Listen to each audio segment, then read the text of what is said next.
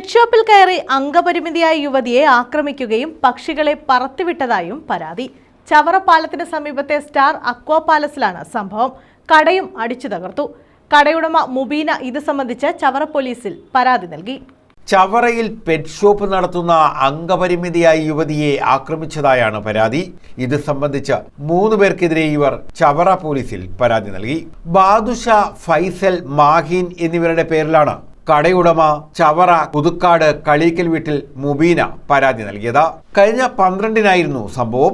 അപ്പം ഒരു പ്രാവിനെ വില ചോദിച്ചപ്പോൾ ഞാൻ പ്രാവിൻ്റെ വില വന്നപ്പം ഇവന് ബാദുഷ എന്ന് പറഞ്ഞവന് പ്രാവിൻ്റെ വില നിനക്ക് മാത്രമുള്ള ഇത്ര വിലയെന്ന് ചോദിച്ചു. അപ്പം ഞാൻ പറഞ്ഞു, മോനെ നീ കുഴികൾ നമുക്ക് പോയി മേടിച്ചോളാൻ പറഞ്ഞു. അവിടെ നിന്ന് ഞാൻ വന്ന് കൗണ്ടറിൽ ഇരുന്നപ്പോൾ അവൻ എൻ്റെ അടുത്ത് വന്നിട്ട് എൻ്റെ മറ്റേ അടുത്തിരിക്കുന്നത് പ്രാവിന് ഇത്ര വിലയെന്ന് പറഞ്ഞപ്പോൾ ഞാനൊന്ന് തിരിച്ച് മറുപടി പറഞ്ഞപ്പോൾ അവൻ എൻ്റെ കഴുത്തിന് പിടിച്ച് പൊക്കുകയും എന്നെ ഉപദ്രവിക്കുകയും ചെയ്തു. പിന്നെ അവനെ എന്നെ ഒരുപാട് ഉപദ്രവിക്കുകയും ഈ ഫൈസൽ എന്ന് പറഞ്ഞവന് എന്നെ മുടിക്ക് കുത്തിപ്പിടിക്കുകയും കൗണ്ടറിൽ ഇടിക്കാനും ഒക്കെ വരികയൊക്കെ ചെയ്തു.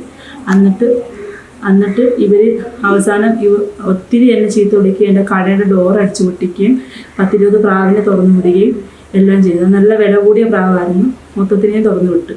ചവറ പാലത്തിന് സമീപം സ്റ്റാർ അക്വാ പാലസ് എന്ന ഷോപ്പിൽ എത്തിയ യുവാക്കൾ പ്രാവുകളുടെ വില ചോദിച്ചറിഞ്ഞ് തർക്കിച്ചു.